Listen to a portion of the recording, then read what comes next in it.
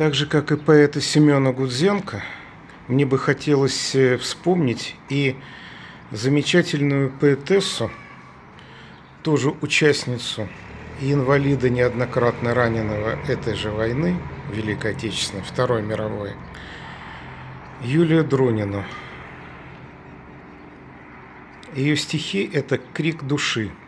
Именно они и показывают о том, что такое война.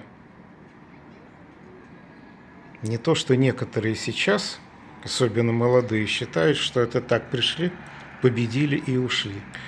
Если бы они читали стихотворения, как Семена Гудзенко, так и Юлии Друниной и других поэтов-фронтовиков, они бы отлично бы знали, что это далеко не так.